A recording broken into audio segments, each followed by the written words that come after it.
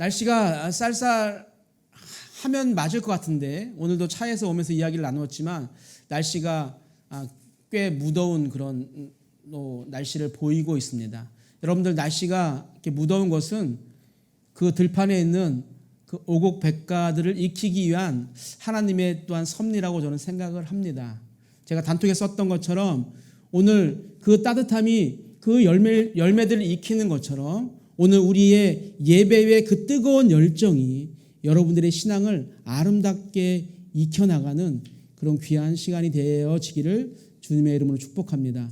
일주일 동안의 세상 가운데서 힘들고 어렵고 지친 삶을 살다가 이곳에 왔는데 오늘 이 시간을 통해서 여러분들이 하나님의 말씀으로 위로되어지고 또 위로되어진 말씀을 가지고 또 세상에 나가서 승리하는 그런 복된 삶을 살기를 우리 하나님이 엄청나게 원하실 것 같아요. 오늘 그런 복된 시간이 되어지기를 다시 한번 주님의 이름으로 축복합니다. 여러분, 사람들은요 자신의 이익과 자신의 출세를 위해서는 예전의 적과도 스스럼 없이 동침하는 한 배를 타는 일을 서슴지 않고 하는 것 같습니다. 특히 정치하는 사람들은요 자신의 정치 생명이 연장되어지고 어떠한 권력을 잡기 위해서라면 예전의 적과 아주 정말로 손쉽게 손을 잡는 것 같습니다.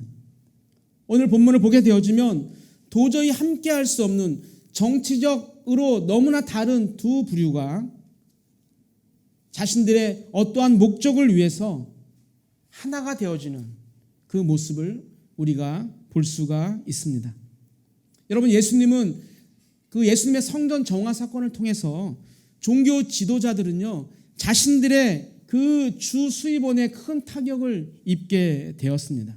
그래서 아무런 걱정도 없이 정말 자자손손 잘 먹고 잘 살 수 있는 그런 평화로운 삶을 엉망으로 만든 그 예수님은 종교 지도자들에게 있어서는 정말로 눈의 가시와 같았습니다. 그래서 예수를 어떻게 해서든지 자신들 앞에 무릎을 꿇리게 하거나 아니면 더 이상 자신들의 삶에 관여할 수 없게 만들고 싶은 그 마음이요 우리의 표현처럼 하늘을 찌를 정도로 높았습니다.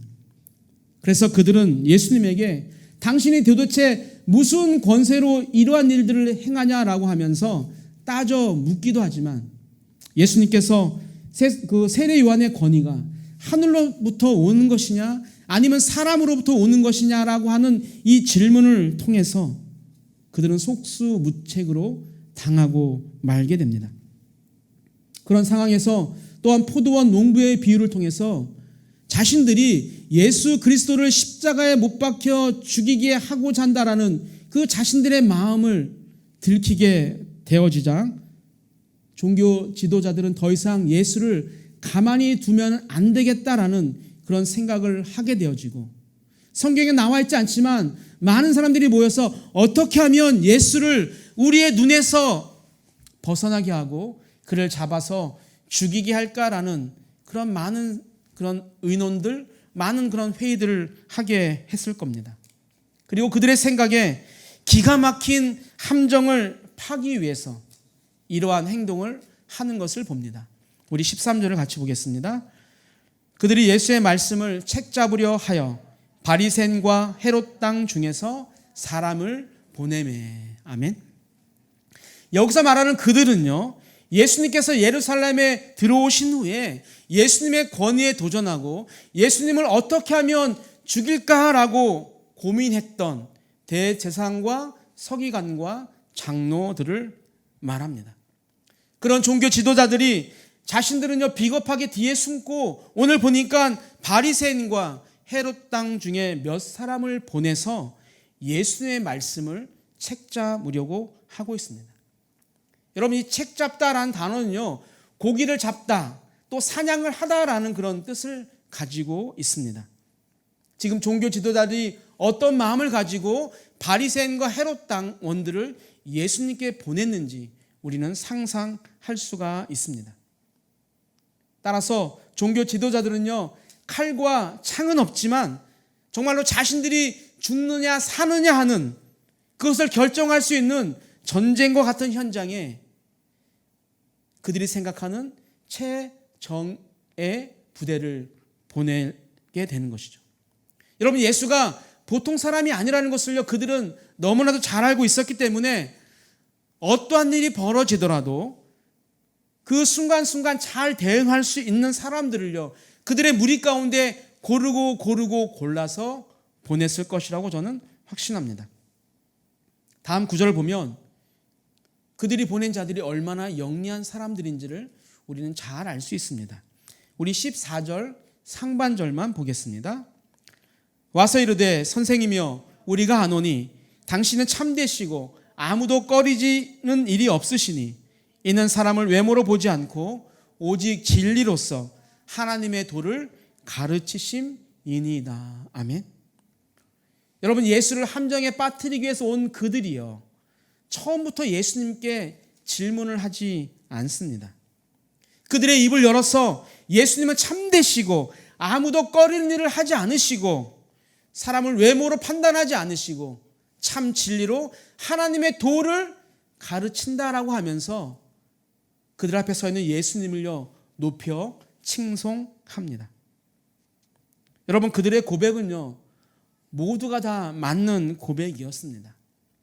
만약에 저 같은 사람이라고 한다면 나를 칭찬하는 그 사람들 앞에서 나는 완전히 무장해제가 되어버리고 말았을 것입니다.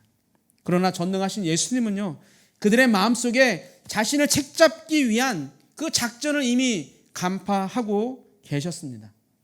그래서 결국 그들의 그 사탕 발린 듯한 그 이야기는요, 허공을 가르는 메아리가 되고 말았습니다.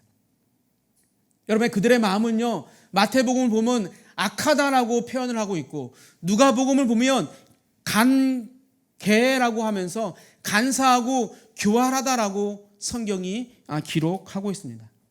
그런 악하고 교활한 마음으로 예수님을 찬양하며 예수님의 마음을 혹하게 한 후에 그들은 드디어 그들의 본색을 드러내고 있죠. 14절 하반절입니다. 가이사에게 세금을 바치는 것이 옳으니까 옳지 아니하니까. 아멘.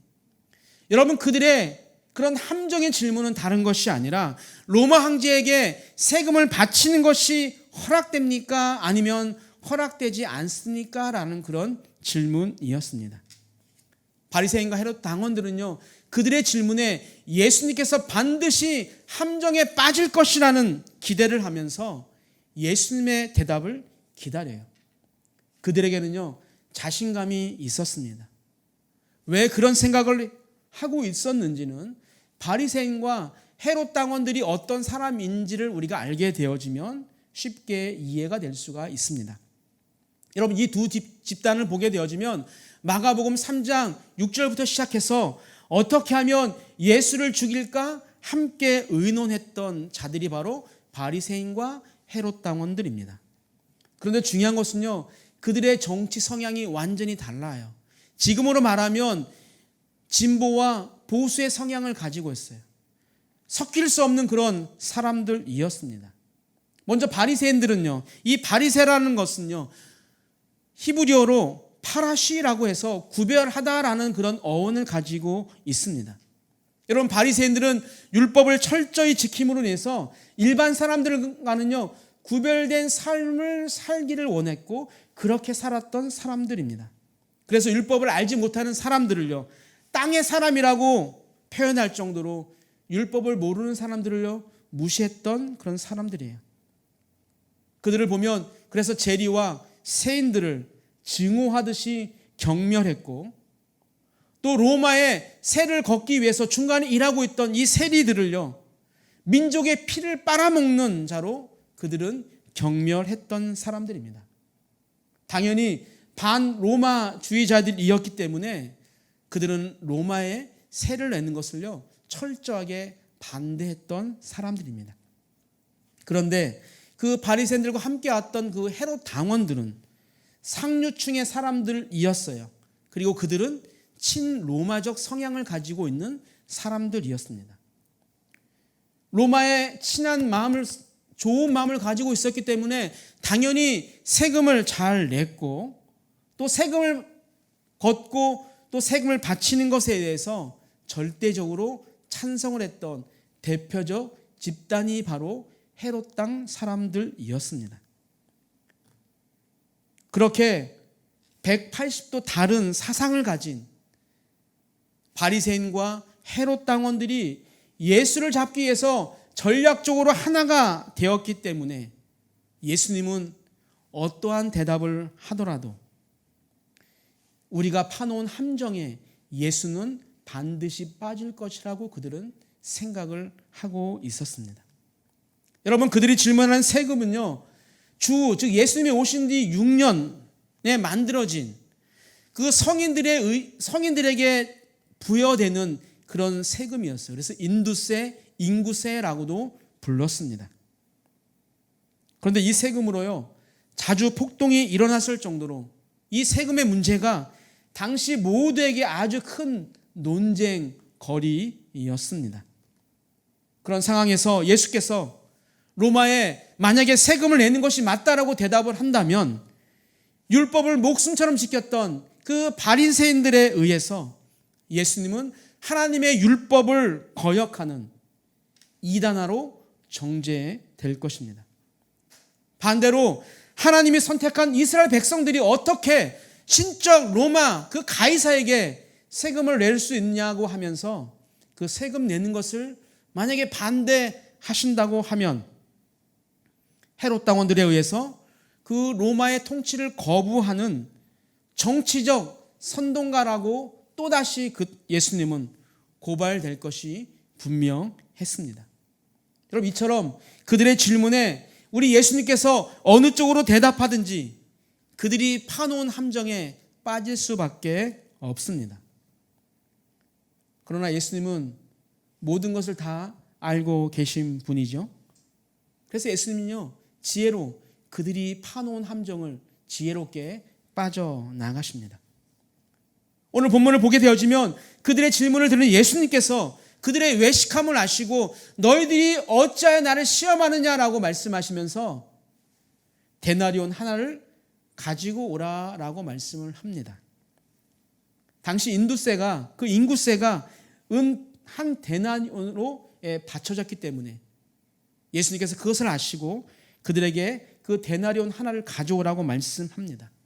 그리고 그들이 한 데나리온을 가지고 왔을 때 예수님께서 이 동전에 있는 형상과 이 글씨는 누구의 것이냐라고 거꾸로 물어보시고 가이사의 것입니다라고 대답하는 그들에게 예수님께서 이렇게 다시 말씀을 하시죠. 17절입니다. 함께 읽겠습니다. 이에 예수께서 이르시되 가이사의 것은 가이사에게 하나님의 것은 하나님께 바치라 하시니 그들이 예수께 대하여 매우 놀랍게 여기더라. 아멘. 예수님은요, 은동전이 가이사의 것이라고 말하는 그들에게 뭐라고 말하는 거예요? 너희들이 말한 대로 가이사의 것은 가이사에게 드리라라고 말씀하는 거예요. 그리고 하나님의 것은 하나님께 바치라라고 하는 어쩌면 수수께끼 같은 말씀을 예수님께서 하고 있습니다. 여러분, 가이사의 것은 가이사에게 바치라라는 그 말은요, 헤롯 당원들에게는 어떻게 들렸냐면 로마의 통치를 우리 예수님께서 합법적으로 인정하시는구나 라고 그들이 생각할 수 있었어요. 그리고 반대로 바리새인들에게는 예수님께서 지금 가이사의 통치에 대한 암묵적 거부를 하고 있구나라고 그들이 생각할 수 있는 예수님의 답이었습니다.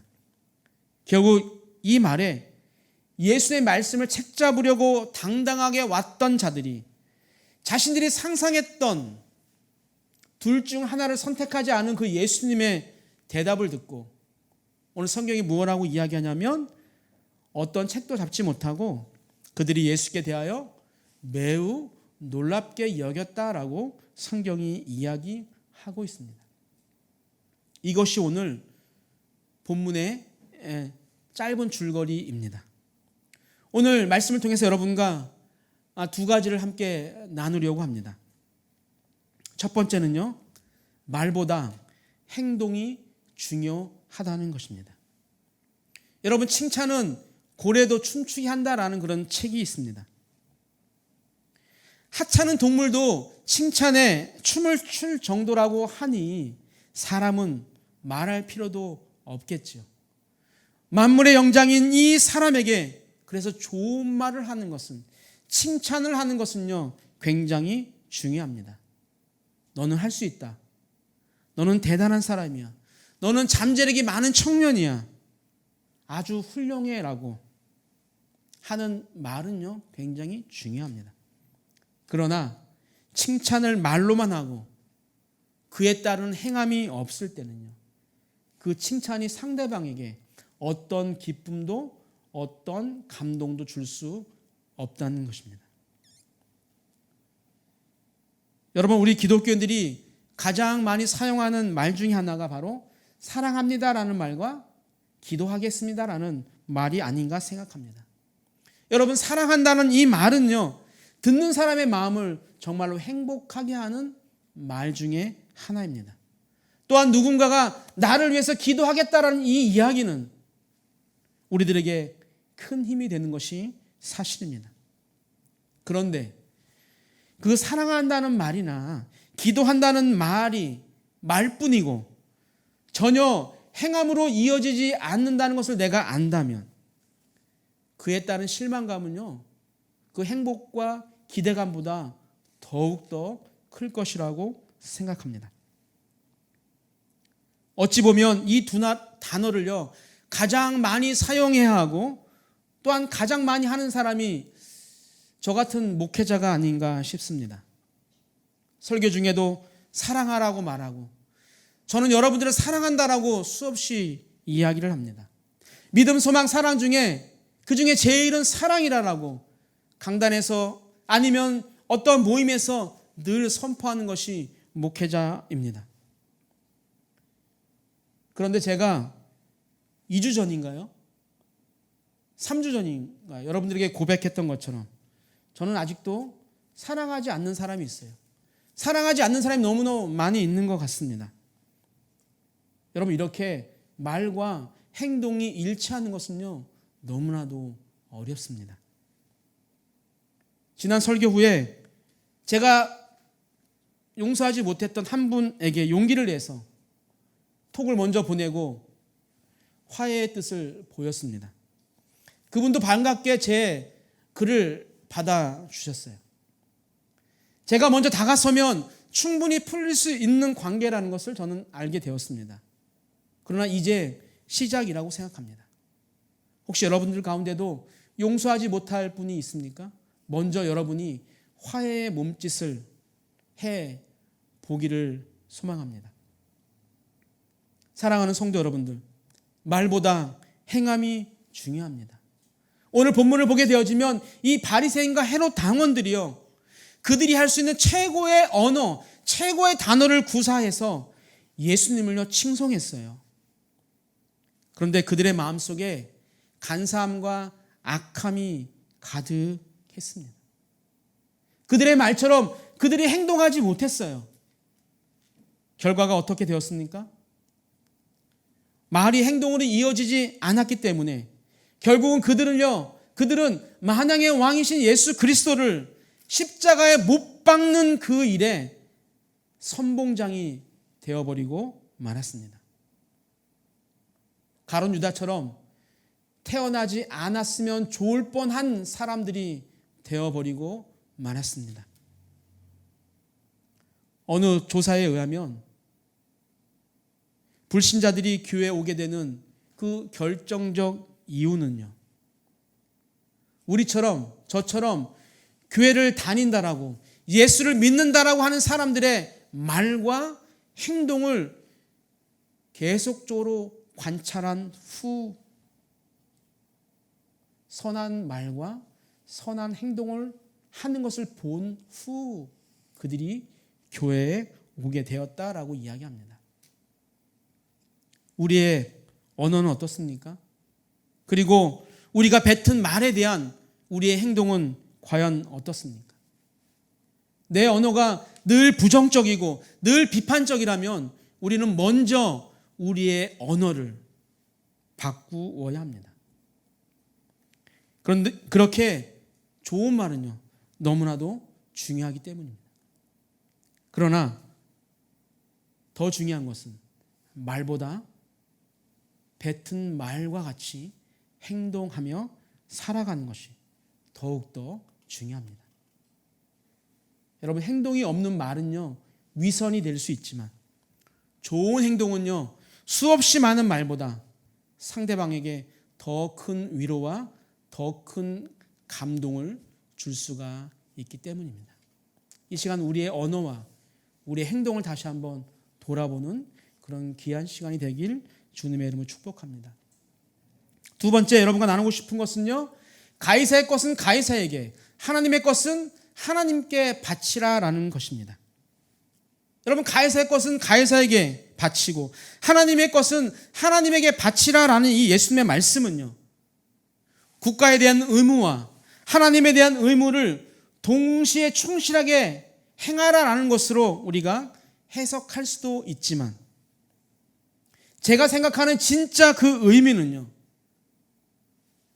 가이사의 우상 그 숭배가 성전과 우리들의 마음에서 떠나고 오직 살아계신 하나님에게만 합당한 영광과 예배를 올려 드려야 한다라는 뜻이라고 저는 생각합니다. 여러분, 예수님께 그들이 가져온 데나리온을 보면요, 앞면에 그 형상과 어떠한 글귀가 있습니다. 우리 한번 보여주겠습니다. 예, 보면 그 동전 앞면에 새겨진 얼굴은요, 티베리우스 황제의 얼굴이고, 그 주변을 새기고 있는 이 글자는요, 뭐라고 있냐면, 가로친 것은 생략되어진 추측하는 단어인데요, 이렇게 되어져 있습니다. 티베리우스 시저 디비 아우구스티 필리우스 아구스투스라는 그런 글입니다. 자세히 보면 그런 글이 써져 있어요. 그 글의 뜻은요, 티베리우스 시저, 신적 아우구스투스의 아들 아우구스투스라는 그런 의미입니다. 그들이 가져온 로마 화폐에 그 가이사의 형상이 있어서, 가이사에 대한 글이 있어서 그것이 가이사의 것이니까 가이사에게 바치라라는 그런 말이죠. 잠시 동안 맡겨놓으라는 것이 아니라 완전히 주라라는 그런 의미입니다. 그러나 사실 이 말은요, 다음 말을 강조하기 위한 예수님의 표현의 방법이었습니다. 무엇입니까? 하나님의 것은 하나님께 바치라라는 거예요. 여러분, 가이사의 형상이 있는 것은 가이사에게 온전히 주라는 그 예수님의 말씀처럼, 하나님의 것은 하나님께 바치라라는 것은요, 하나님의 형상이 있는 것은 하나님의 것이니 하나님께 온전히 바치라라는 그런 말씀입니다. 그렇다면 무엇에 하나님의 형상이 있습니까? 창세기 1장 26절과 27절입니다. 읽겠습니다. 하나님이 이르시되 우리의 형상을 따라 우리의 모양대로 우리가 사람을 만들고 그들로 바다의 물고기와 하늘의 새와 가축과 온 땅과 땅에 기는 모든 것을 다스리게 하자 하시고, 하나님이 자기 형상 곧 하나님의 형상대로 사람을 창조하시되 남자와 여자를 창조하시고. 아멘.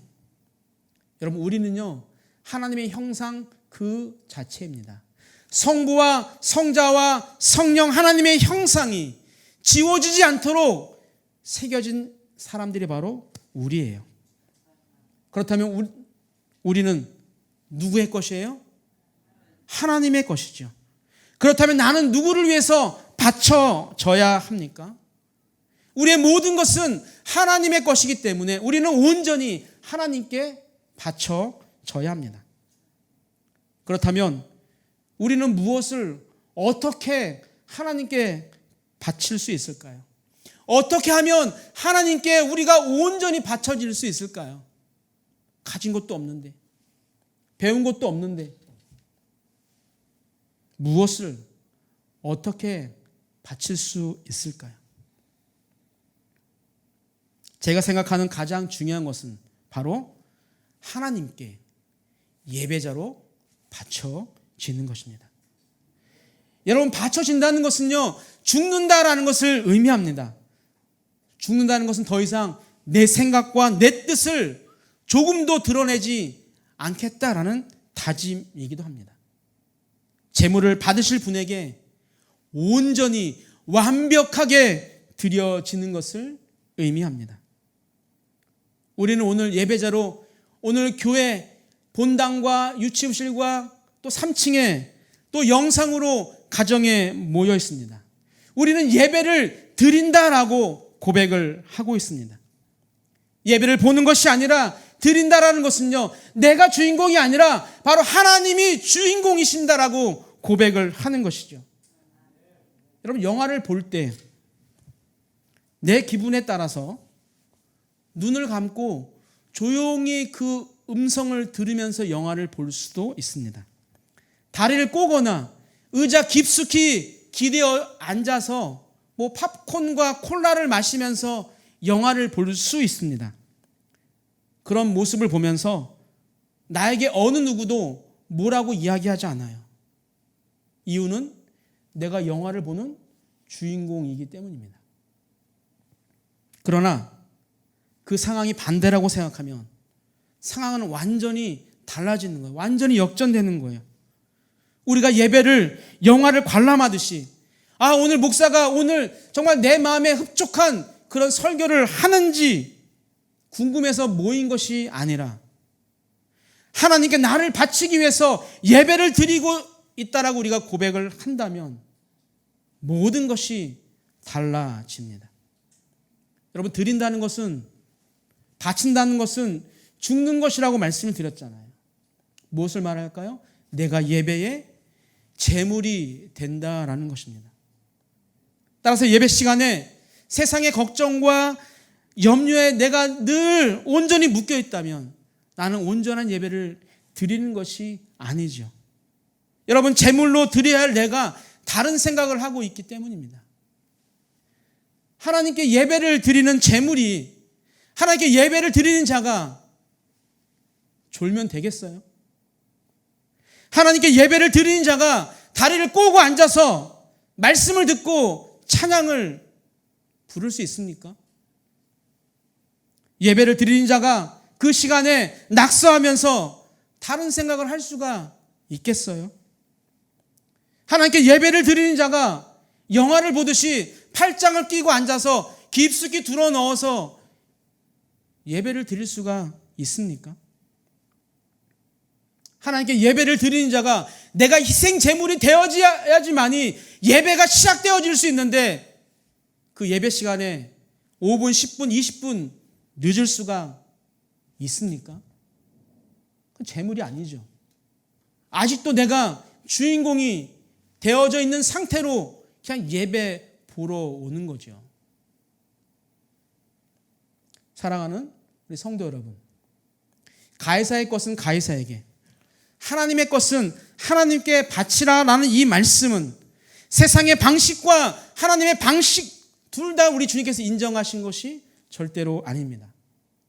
시편 24편 1절, 우리 마지막에 한번 큰 목소리를 읽어볼까요? 땅과 거기에 충만한 것과 세계와 그 가운데 사는 자들은 다 여호와의 것이로다. 아멘. 여러분, 모든 만물과 그 가운데 사는 자들은요, 다 누구의 것이다? 하나님, 여호와의 것이다라고 성경이 우리에게 알려주고 있습니다. 오늘 예수님께서 말씀하시는 하나님의 것을 하나님께 드리라라는 것은요, 모든 것의 주인 되시는 하나님께 온전히 드리라라는 그런 말씀입니다. 무엇을 드려야 한다라고 말씀을 드렸어요? 먼저 우리의 예배가 하나님께 온전히 드려져야만 합니다. 혹시 지금까지 내가 예배의 주인공이 되어서